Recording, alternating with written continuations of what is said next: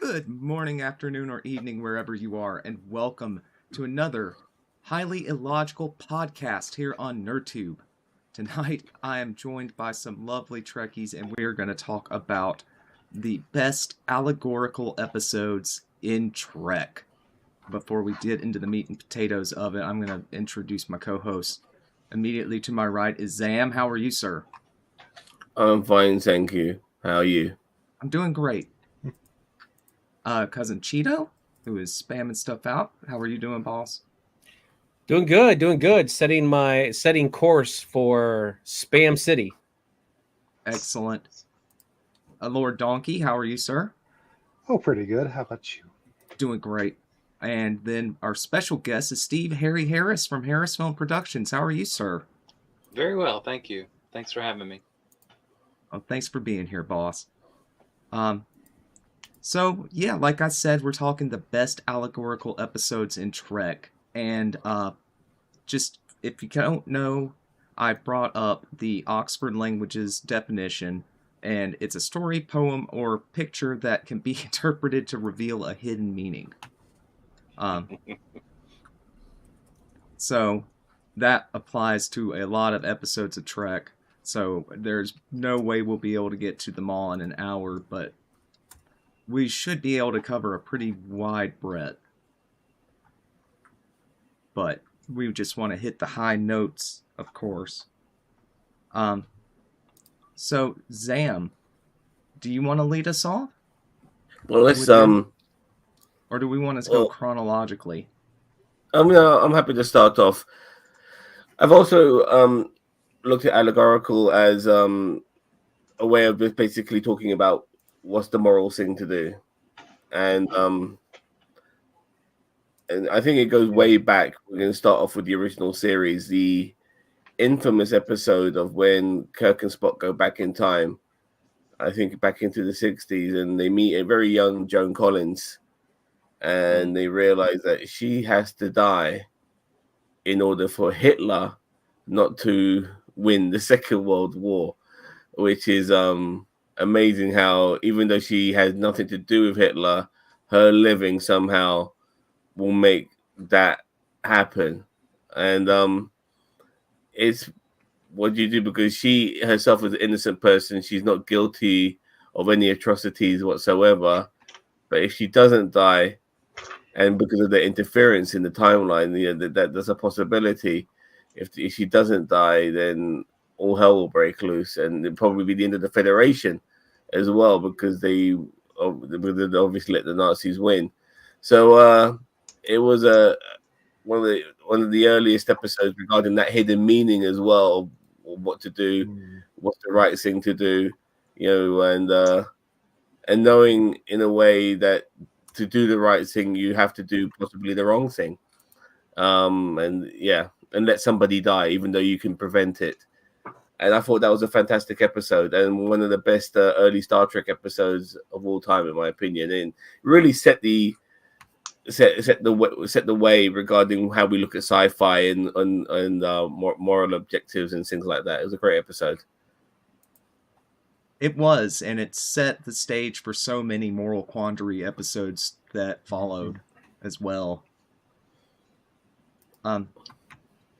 We're going to talk about episodes in the TOS era that are allegorics. I think we'd be remiss to not talk about Let That Be Your Last Battlefield, since it's on the thumbnail.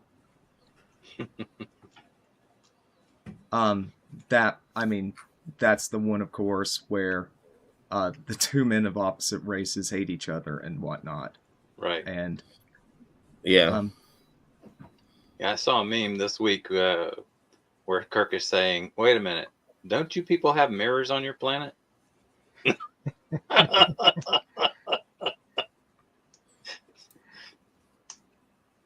It's almost parody, like their disdain for each other. Well, one has a disdain for the other. If I can recall watching that episode, one person really had an issue with the other person more than the other one has the other, regarding the other way around. But right, the way they look and everything. Have those aliens ever featured again? No. I think in Lower Decks they made an appearance, but I mean that's Lower Decks, Yeah, Easter egg, half a second shot. It's implied at the end that they were the last two of the race and that they were going to kill each other. I can't remember. It was a planet Charon or something like that. Yeah. Charon, Yeah, Charon, something like that. But yeah, great episode. Really, really good. Regardless of it almost being comical regarding the way it appeared, you know, like half black, half white, but opposite from each other. And right. that was TOS in a nutshell regarding some of its design, by the way. Well, it's funny. When I was in school, I know that was years ago, and you'd think that we had stone tablets or something. But I was in the AV club, the library assistant, and one of the things we had to do was actually order films for the educational classes, and there was an offering of Star Trek episodes for psychology class, exactly for this reason, and that was the top one that was always requested. Interesting. Yeah, really interesting that one of all of them. I mean, that was really a real philosophical episode. I'm glad it was as popular as it was back then. It's so topical Sometimes, of that period of time as Mm. well. It also, remember, came up in our episode reviewing memes where Shatner is saying, "When did Star Trek get so woke?" And then it's, "You were there. You were right there." The same image cover. Yep, the allegories have leaned in that direction ever since then. I mean, look at Day of the Live long Dove. enough to see yourself become the villain. Yeah. Yep. All that. Or become demented enough to become the villain, you know. Dementia enough? Well, demented is the term for dementia. Like, so he has become demented enough.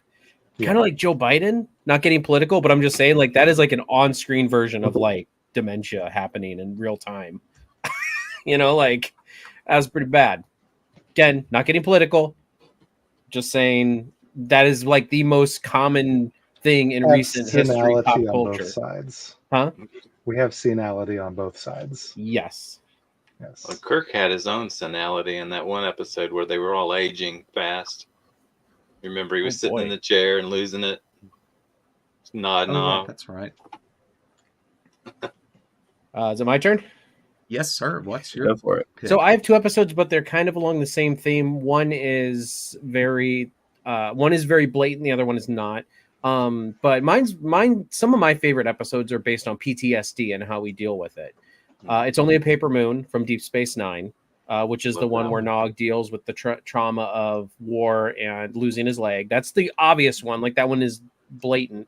The one that's not so obvious is Brothers from TNG, where Picard has to deal. It's the episode after Best of Both Worlds, where they actually dig into a little bit where Picard goes home and he's dealing with his brother and the trauma of being, you know, from being pulled, like being assimilated and then coming back and having to deal with all these issues and the pressure of all that. And so, you know, I'm a big advocate for our veterans here in real life. I think that we screw our veterans every single day with, you know, here in the States, with what we do to them and what we don't do for them. And so, you know, that's always been a big one for me is the PTSD and the mental health that these people need, because everyone thinks, oh, they're military, they should be tough. No, you can be tough as nails physically, but mentally you can be very fragile. And that's not saying anything bad about people. You can be mentally fragile and not be a bad person or be a sick person. It's just the way it is, you know? So, but that's kind of one of my favorite those are two of my favorite allegorical episodes. They're outside the norm of what Trek normally does allegorically. Like, allegorically, normally they're like hitting you over the head with it, and it's normally some social commentary. And those are all great. Those are all great episodes, and I love the fact that Trek always digs into those and takes no prisoners when it comes to those. But Brothers and It's Only a Paper Moon really showcased a portion of people that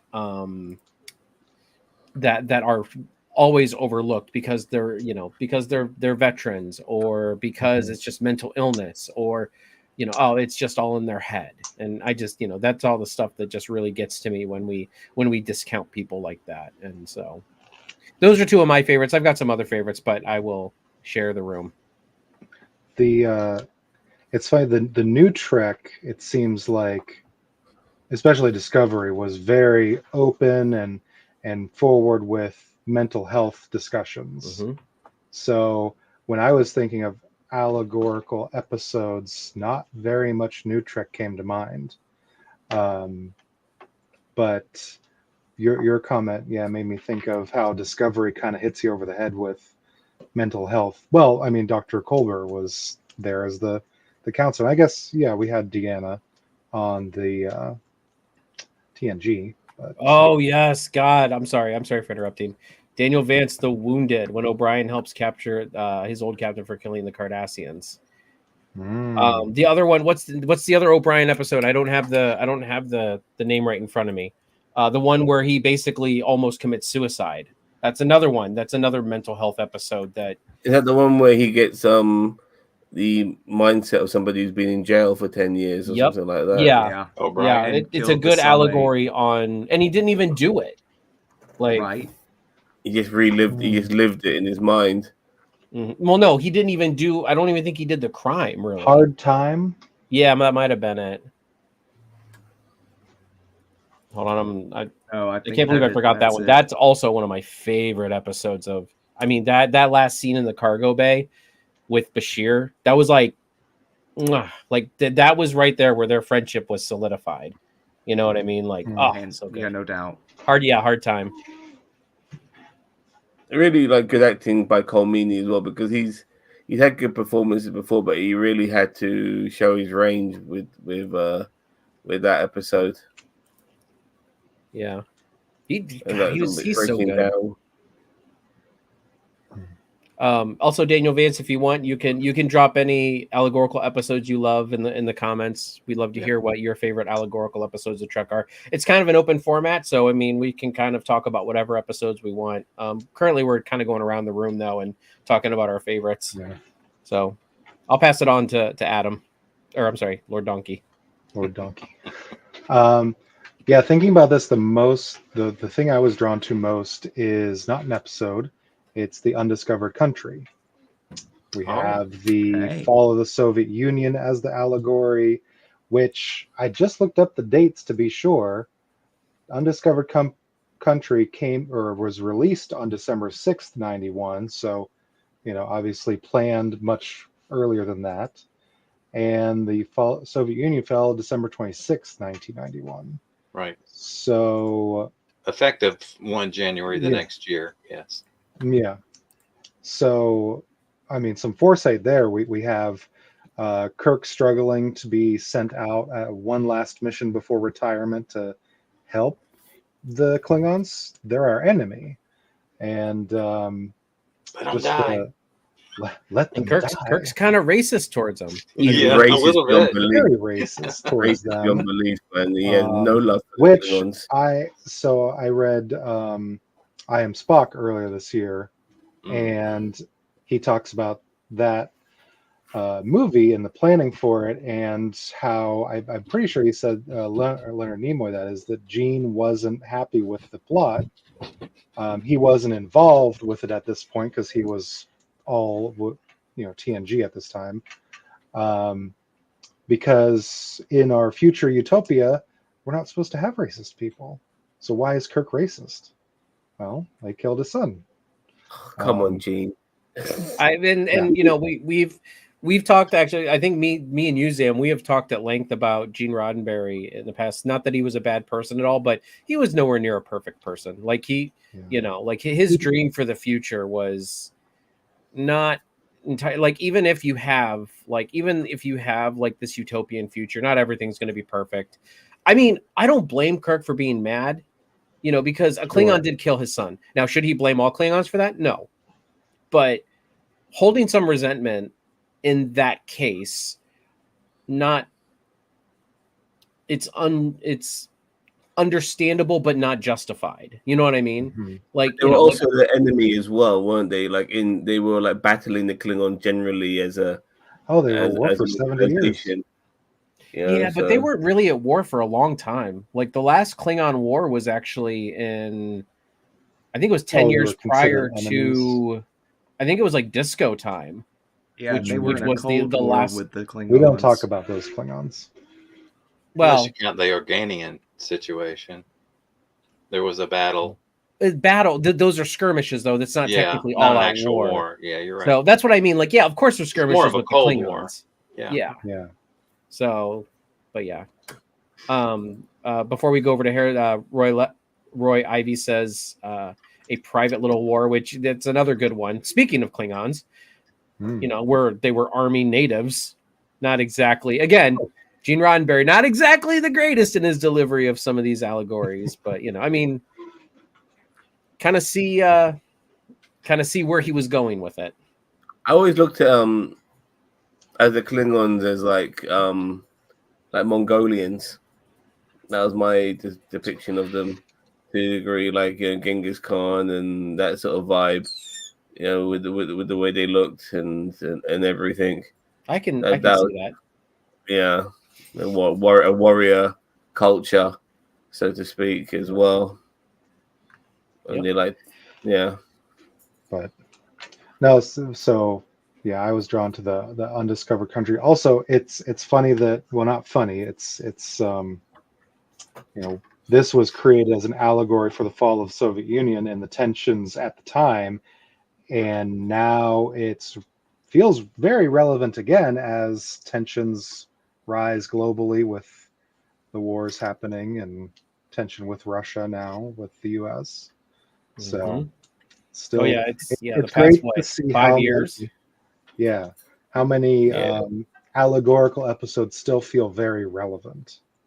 It's actually kind of sad, like how many allegorical episodes, even Yeah. from TOS, still feel very relevant Mhm. today. Yeah. Like you We figure, still have not learned.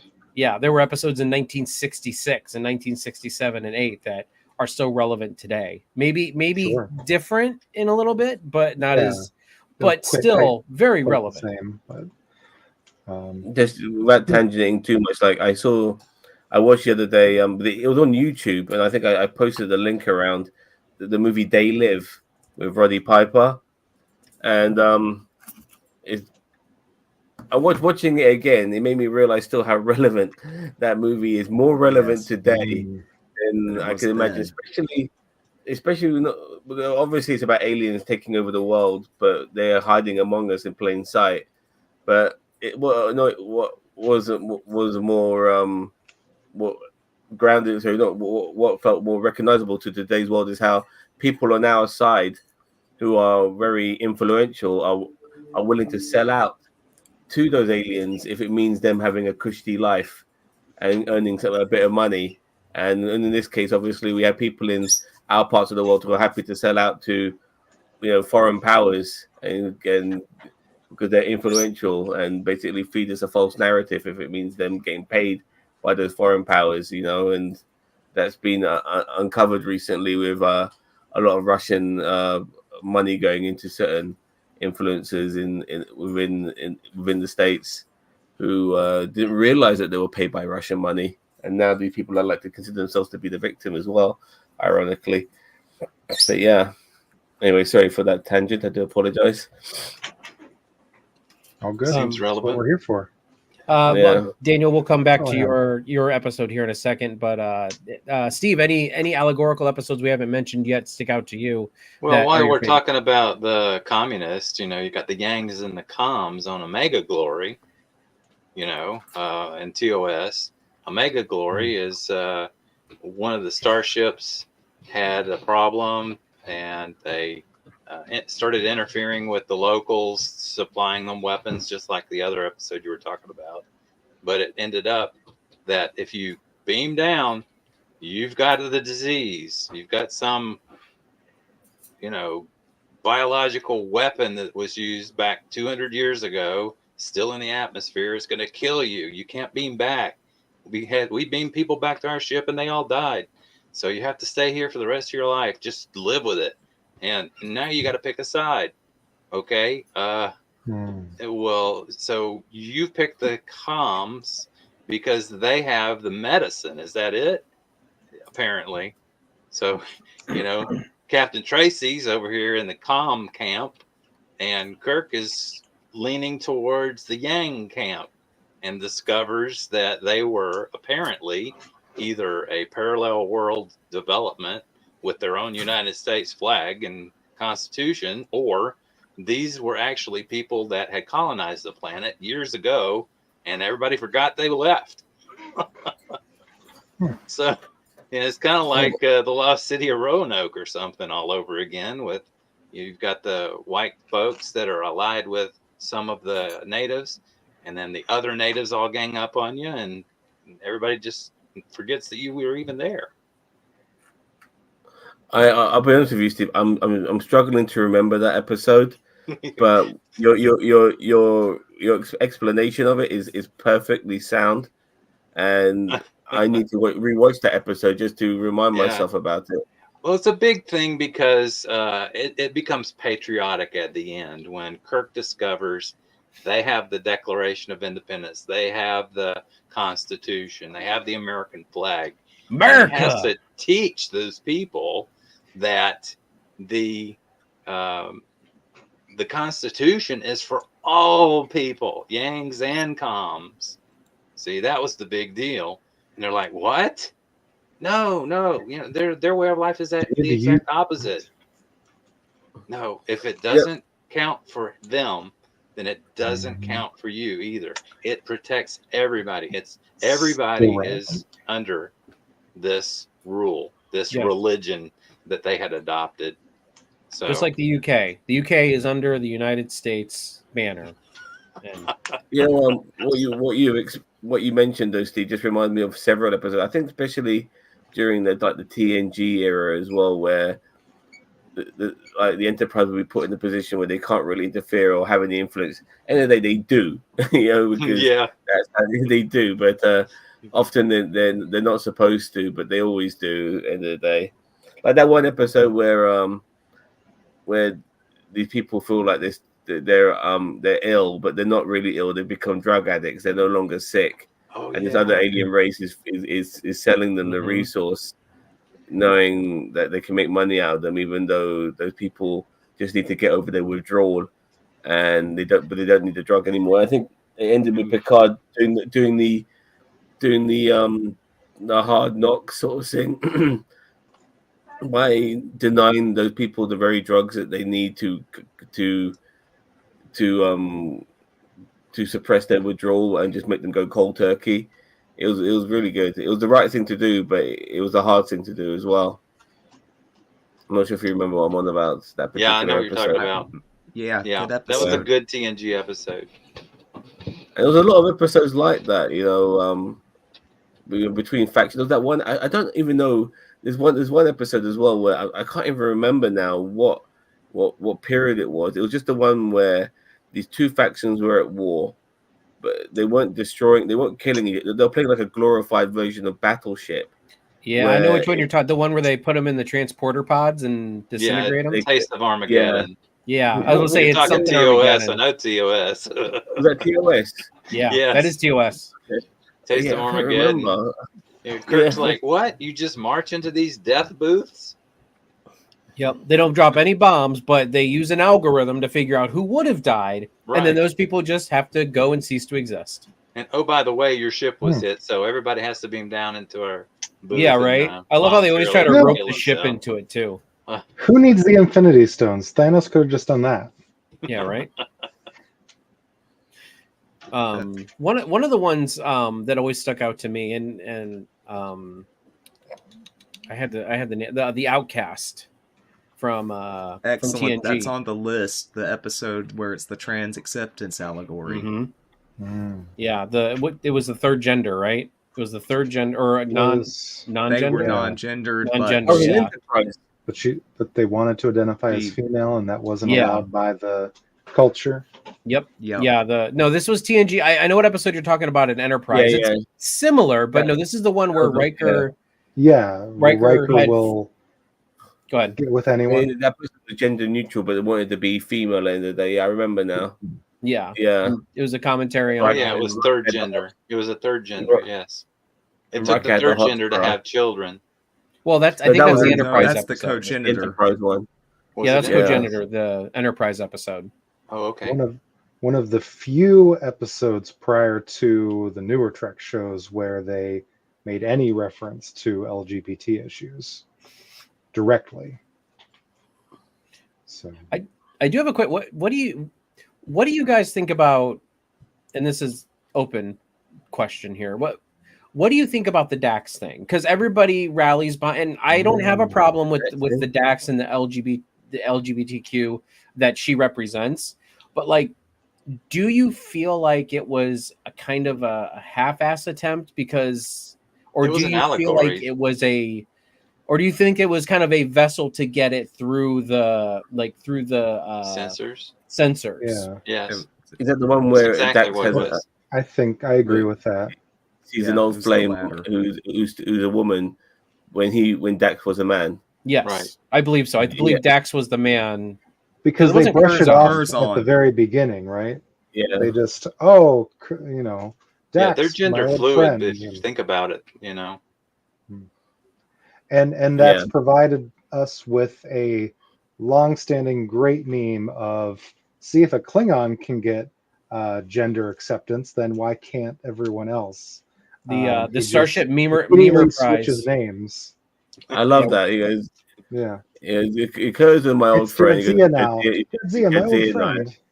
Jadzia, Yeah. my old friend, like, oh, yeah. Bro. And you know what? Perfect. I didn't even think of anything back then, but now Right. obviously it means so much more now. The acceptance of it Mhm. now, and it's amazing how Star Trek was ahead of its time when it comes to things like that. Really ahead of its time. Just to be clear, Very I much so. agree. I think that Jadzia was a vessel to get past the censors. I don't think it was a half-assed. I just wondered what other people thought. And as I said, Yeah.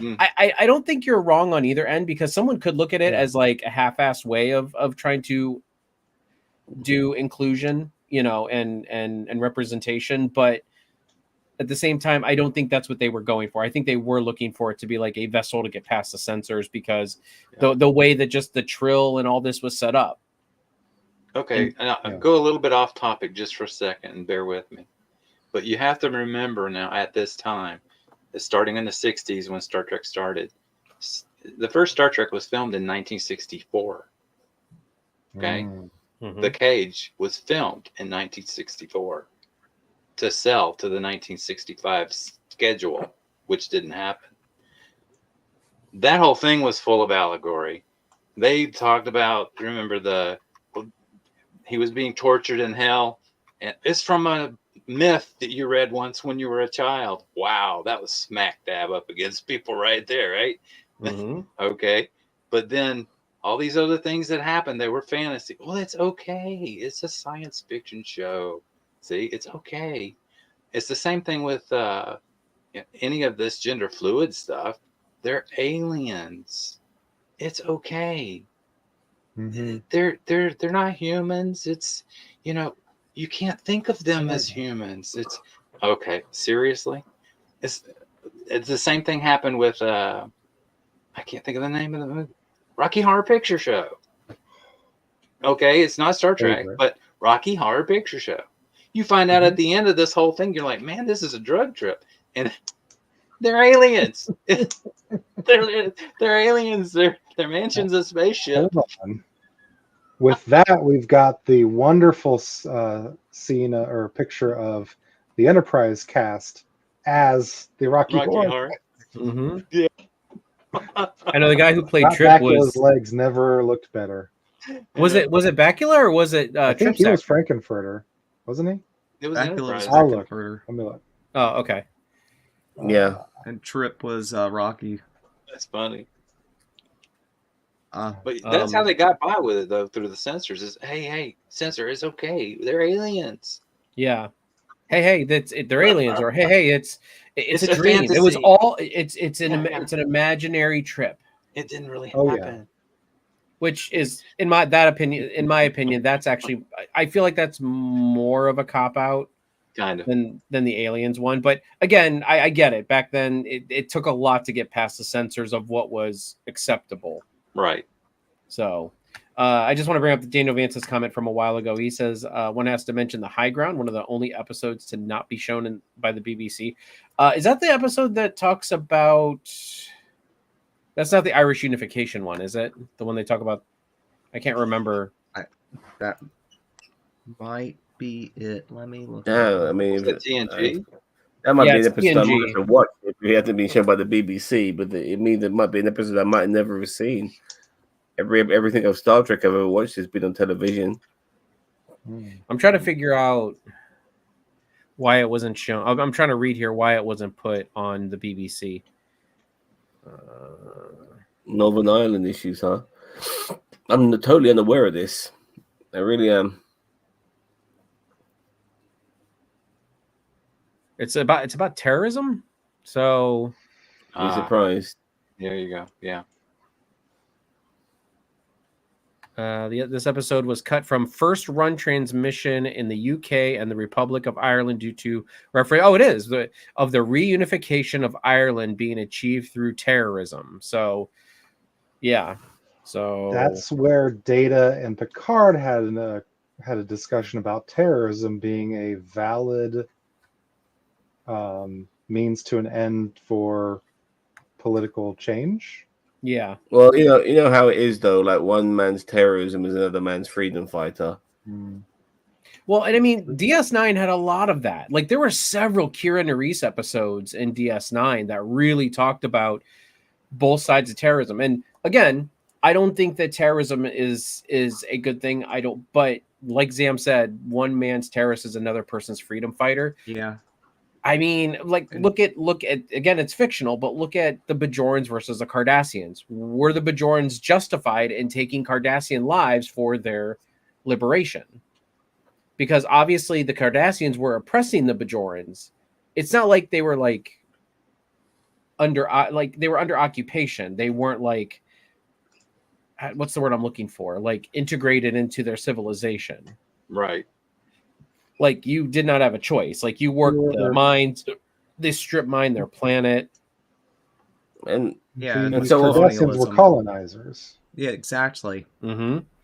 So that's what I'm saying is like, where do you draw? Like it's an impossible question, I think, to answer, but where do you draw the line? Were the Bajorans, were the Bajorans right in what they did? Were the Cardassians? I mean, oppression is always wrong, period. Like I'm not saying the Cardassians were right for what they did. So it's a hard question to ask and to answer. You know what I mean? And I felt like there were some of those Kira Nerys episodes that really did that really but really tackled some of those subjects, even where Kira was in one of those episodes. She was the not oppressor, but she was the person going to remember the one person in the, they were trying to relocate them off the planet. Yeah. I was thinking of that one, but it's Brian Keith. Keith was like the Schindler of Cardassians. That one. Yeah, kind of. No, not the Schindler of Cardassians. The one where Kira. That's a great episode, by the way, of acceptance, though, of not ever like just because again like racism. It's like just because someone's a Cardassian does not mean like they are bad. Just like someone just because just because a Klingon is bad does not mean all Klingons are bad. Just because most Cardassians are bad, not all Cardassians are bad. That's kind of the inference there. No, I'm talking about the one where Kira had to go to a planet to convince one of her former fellow freedom fighters or something like that to leave a planet because I think they were going to.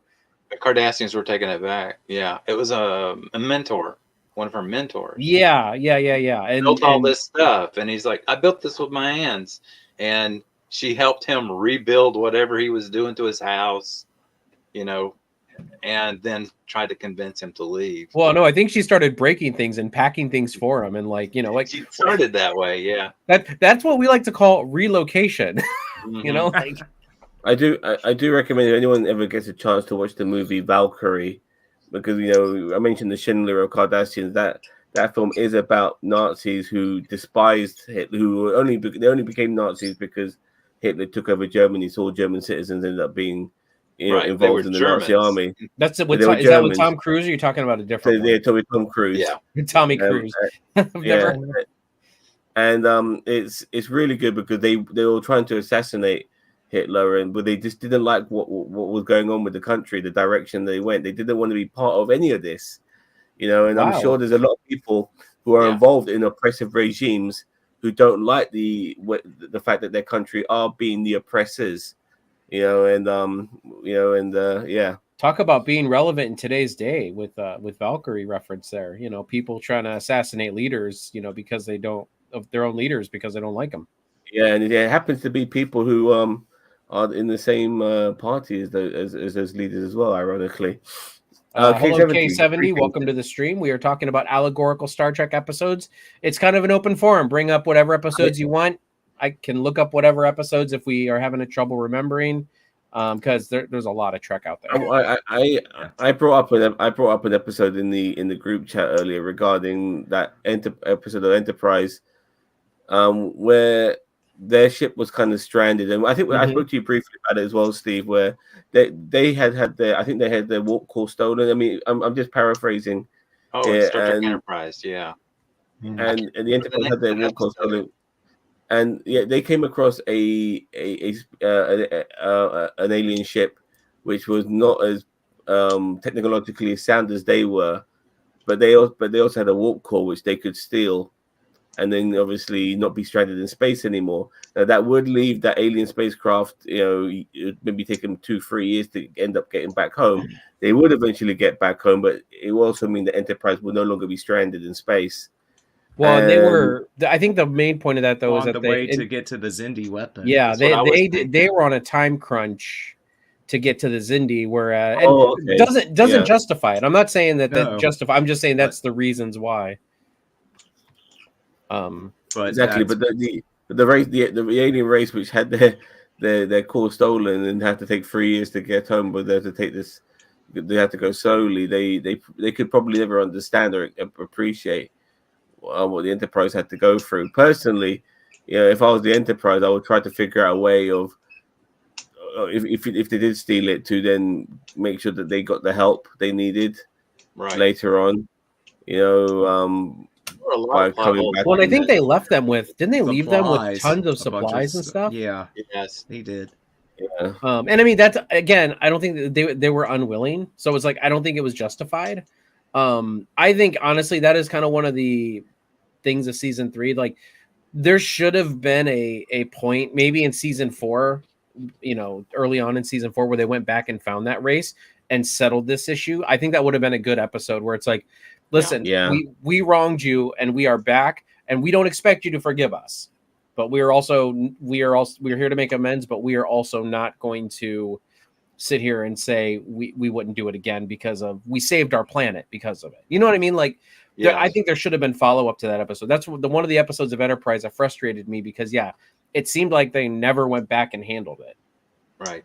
Exactly. And a lot of people, they overlook Archer because he's the nice guy captain of the Star Trek. He made hard calls and did some shady stuff. Yeah, I mean, the guy who's going to throw out the airlock.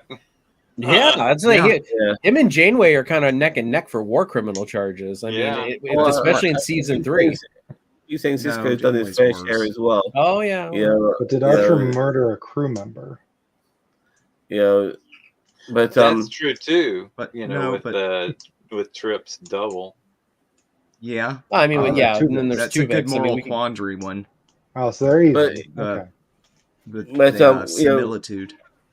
I also then mentioned the episode where they had warp technology, but they obviously wanted to improve it, and the Vulcans were being very stingy, if you know what that word means, when it comes to offering them more information on how to improve their warp technology. They then come across an alien race which has just recently discovered warp drive themselves, and they look at the Enterprise as a more superior technological species, and they want to advance their warp technology by learning of Enterprise. But then obviously now Archer is in the position like the Vulcans were, like, should he do it or not? And he understands where the Vulcans are coming from by giving a lesser species technology that they haven't earned yet because they haven't, in a way, advanced themselves enough to warrant, additional information from Enterprise. And I like that episode, but it kind of put the shoe on the other foot for Archer and for him to finally understand where the Vulcans are coming from.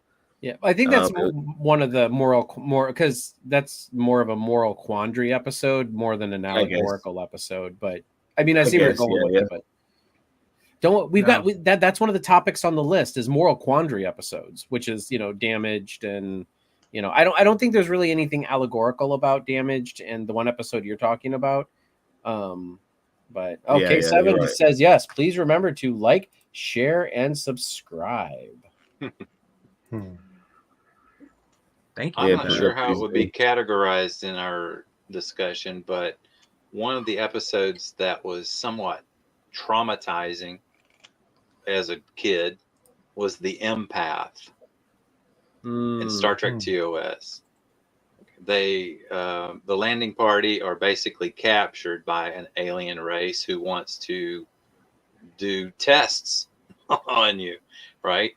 And the tests are, I'm going to torture one of you until you're almost dead and see what this empath will do about it. And the empath then almost kills herself, healing the one that was almost killed. So, I mean, that's in a roundabout and weird way, I think that's honestly more like it's kind of a allegory to testing on animals. I know it's a little bit different because it's people, but like animal testing and stuff like that. Also, testing on people during the war. Yeah, very true. Was that the episode where Picard and this one dude who's like a monster who wants to eat, not like an alien who wants to eat people all the time, and he's also stuck with an ensign who happens to be the insider. Is that the episode? They're in like a prison, and one of the people within that Nausicaan, right? I think so. One of the people within that contingent is not who they say that they are. Yeah, they're an alien that's an observer too. It's very similar. It's like a puzzle trap where everybody's trying to figure out how to get out of this room, yet one person in there knows how to get out because they're actually the alien that put them in there. Yeah, exactly. And they're constantly sabotaging their process to make things more harder. And I think Picard then realizes it's the ensign. Yeah, don't pay attention to me. I'm just an ensign. I'm stupid. Oh, and I'm a woman. I mean, hello. Let's demean women now, right? What are the? Okay. Well, I think it worked back then, if you know what I mean. Like that's that's what I'm saying. It made me cringe. Red herring. But yeah, you're right. Because even me, like Picard saw it before I did. I had no idea it was her. Yeah. I just had one on the tip of my tongue, and now I can't remember.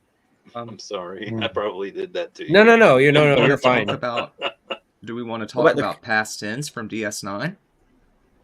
That was an excellent one. Yeah. And that's where Sisko was the comic book writer, right? Yep.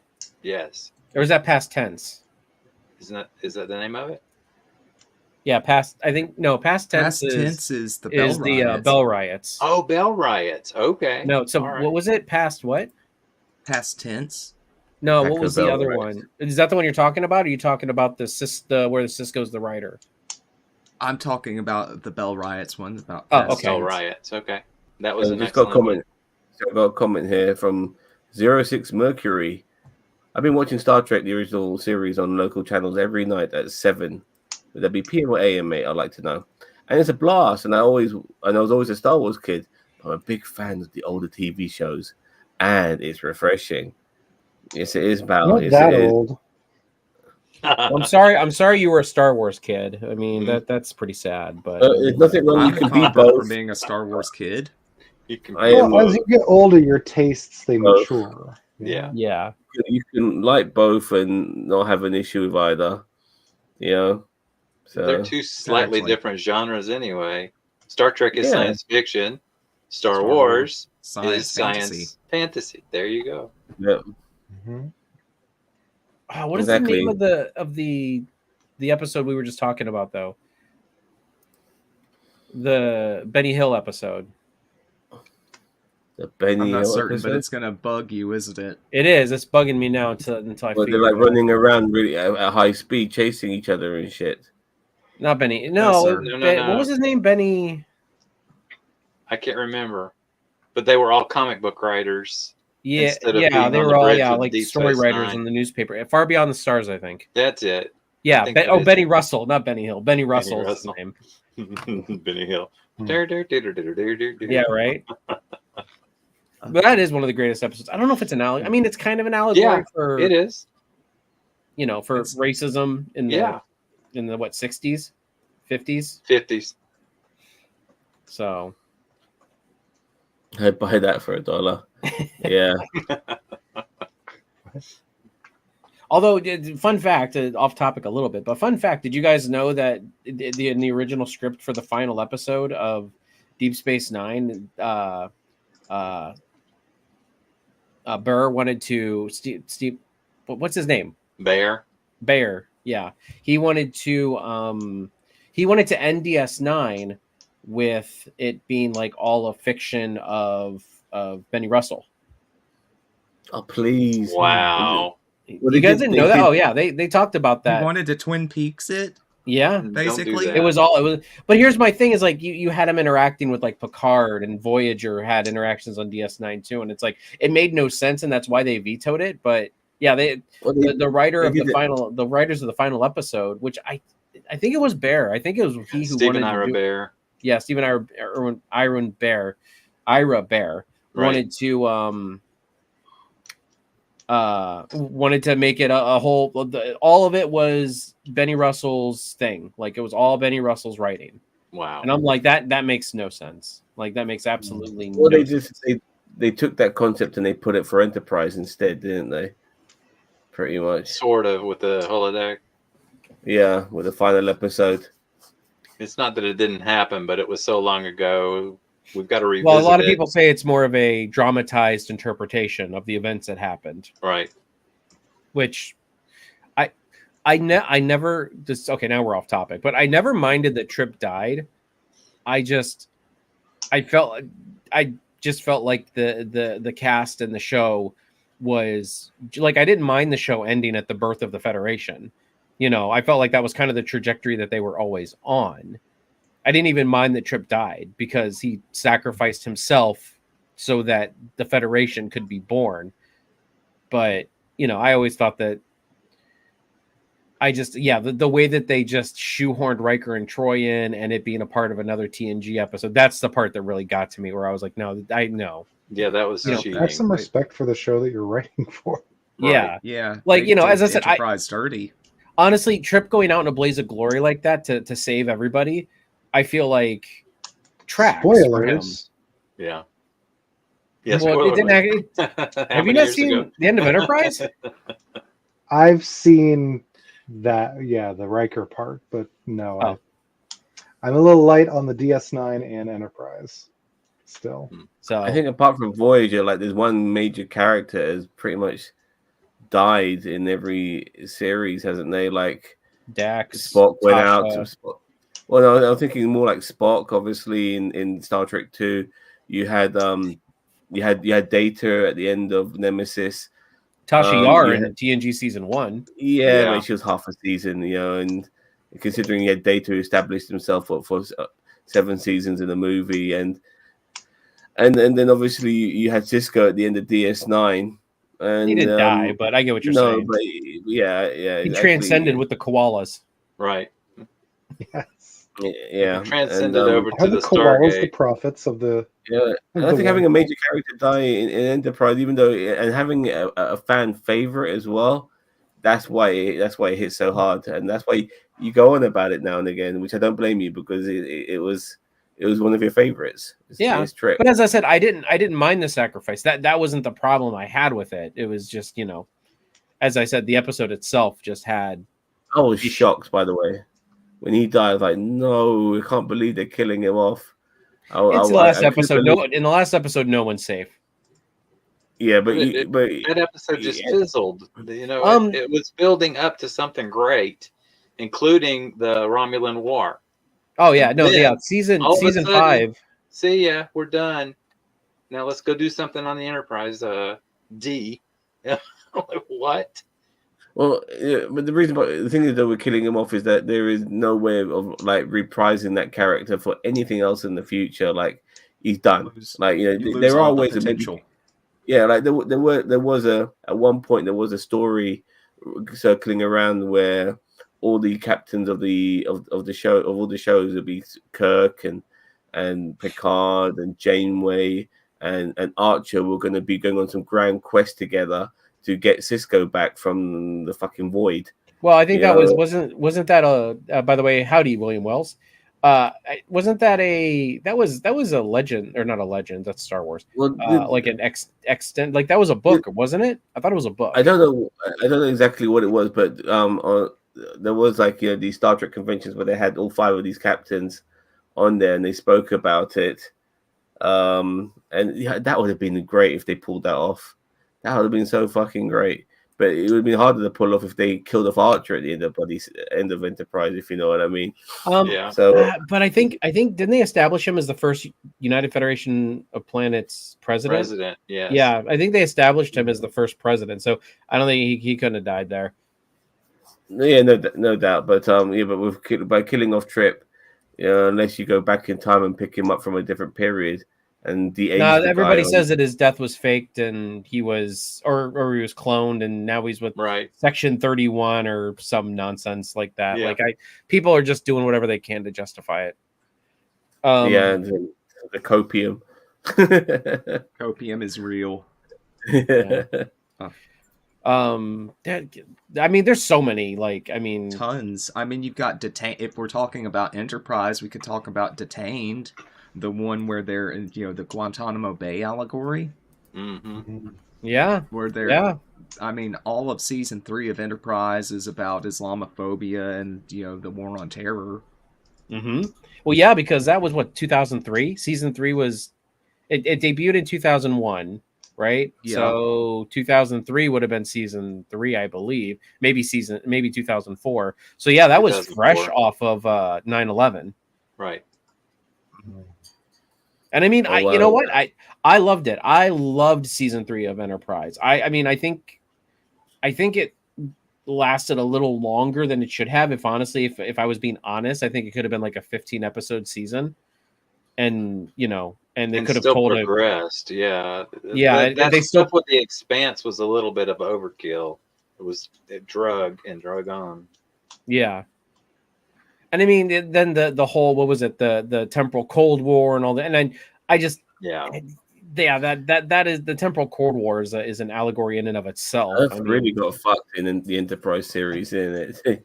They really fucked with Earth, like just generally from the opening episode with the pilot with Tiny Lister, as that Klingon, laying that massive laser beam, and obviously all the other incidences as well after that. Yeah, they really fucked with Earth a lot. Yep. Absolutely. Does anybody else have one they want to bring up in particular? I'm just racking my brain right now regarding. I mean, does Measure of a Man count? I know Measure of a Man absolutely counts. I'd say I know it's a moral quandary, but is it like is it it's an allegory for slavery? Okay, yeah, could be. Yeah. No, you're 100% correct. They made the direct comparison in the episode. Yeah, who's more superior, kind of a thing, and if nothing else. Well, not superior, but like I think they argued in that episode, like, is Data sentient? Like what defines sentience? Mm-hmm. They do the same thing with the Doctor and Voyager. But I think TNG did it first, but Yeah, that was really good, actually. Oh yeah, I mean Picard really, they did a fantastic job with the writing on that episode. Oh, absolutely, and the performances, Jonathan Frakes doing Riker and just having, you can tell how much he hates that moment when he flips the switch on Data and shuts him off in the middle of their testimony. Mhm. You could just My- tell that he yeah. hated doing it, but My no only thing strings have been cut. in the real world, they would never have made somebody that close to Data be the opposition. That would I'm never be afraid allowed. that's not true. In the military, you get ordered to do things like that, and it's a legal order. So yeah, But surely that would be a the wrong conflict thing of to do. interest. Yeah, exactly. Because if you're looking to maybe if you're looking for somebody to maybe go down or at least be challenged equally, and you Right. get somebody on the spectrum who is very likely not to be 100%. I'm trying to think of the word non-bias. Right. Then you're going against the interest of the legal system, in my opinion. You I need agree. somebody who's outside of the circle, so to speak. That exact kind of thing happened during World War II, though. Maybe even in the Korean War. I'm not sure about Vietnam, but that was the mentality. I'm the captain. We've got this job to do. I'm assigning you to do this job, and I'm assigning you to do that job, and I expect you to do the best job you can possibly. Period. Do you think Star Trek Insurrection was an allegory for anything? Regarding Like having those relocation, maybe, like of some yeah, kind. Yeah, colonialism maybe. Yeah, colonialism. or fighting colonialism. reassigning people, like my ancestors to a degree by the British. A lot of them were sent to East Africa, which is why there's so many people who are Central Asian descent in East Africa, like Tanzania, Zimbabwe, Uganda, Mozambique, Kenya. There's so many people from Asia in those countries because of British colonialism. Like reassigning Brits. people.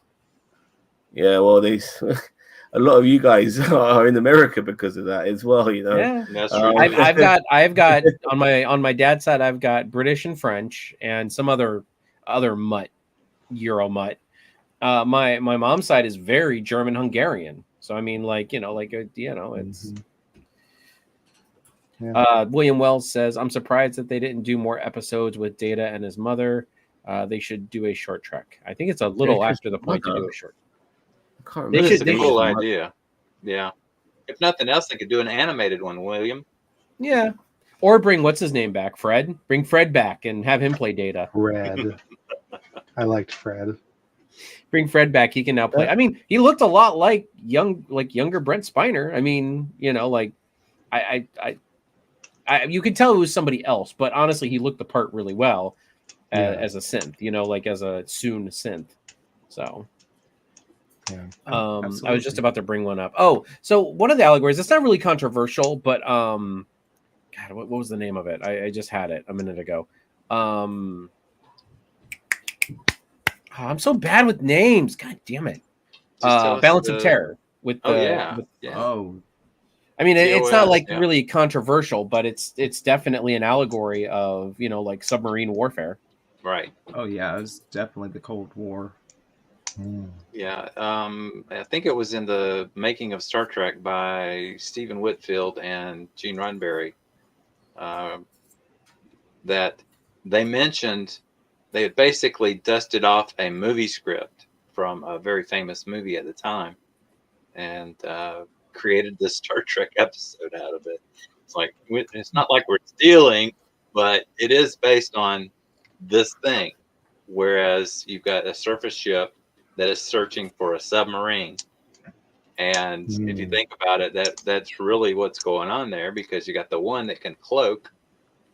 And that's what submarines did when they went under the water. You couldn't see them. You couldn't hear them. They turned their engine off and they were running on batteries. And we didn't have sonar working in World War II that well. It was an experimental thing. And hydrophones is like experimental.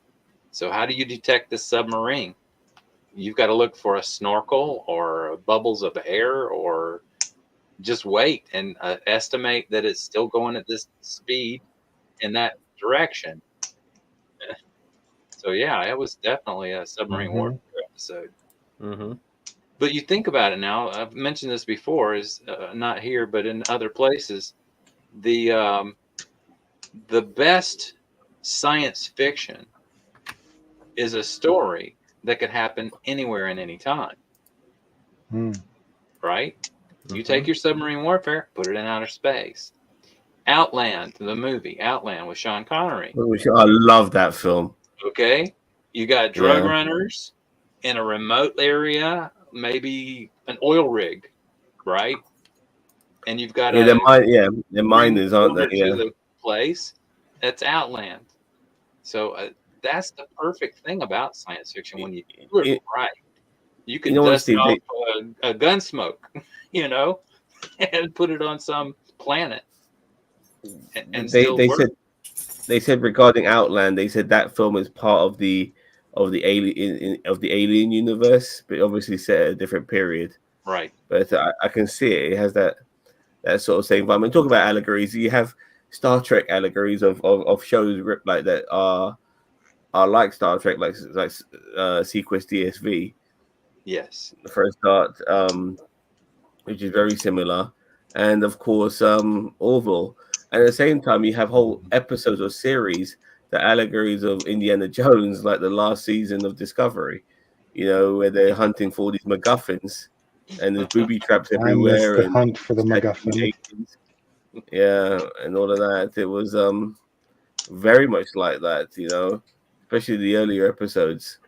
But, You know what? You know what's a good allegory that wasn't executed perfectly, but season 4 of Discovery for environmentalism. You know, like human beings basically just ravaging Earth's environments. You know, just Actually like showing the Earth on screen yeah, like that. and, you know, species. What was it? 10C was basically ravaging whole areas of space for their own, you know, Space resources. lawnmower, as I called Yeah, it. the space. Yeah, I love Zam to do the space lawnmower. Like, And mowing up all these planets and everything. That's what I Just- was just kind of Saying, thinking oh, of by the way, result. we never mentioned that movie, by the way. That film is a joke. Battlefield, Skip please. Skip that Yeah. one. But I don't even know if I've seen that movie.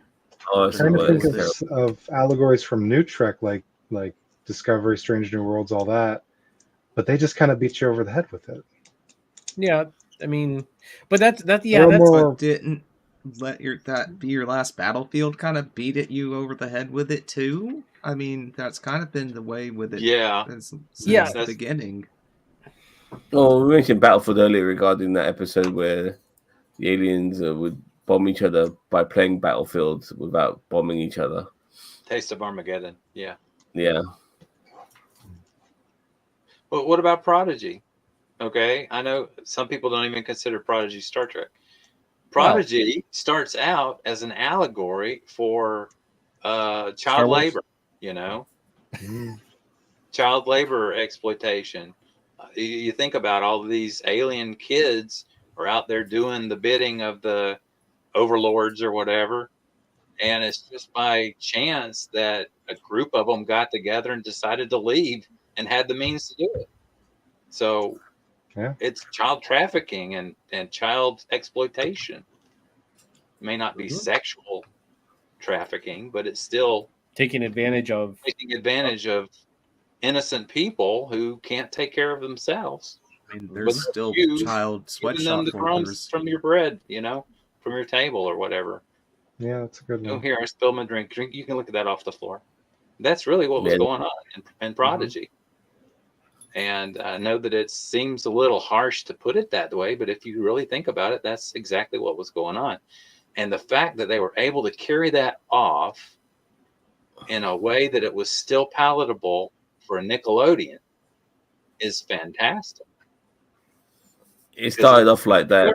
Everybody, something to think about. The whole family can sit there and go, wait a minute. They're talking about children who are made to do things they don't want to do just by their circumstances. You know?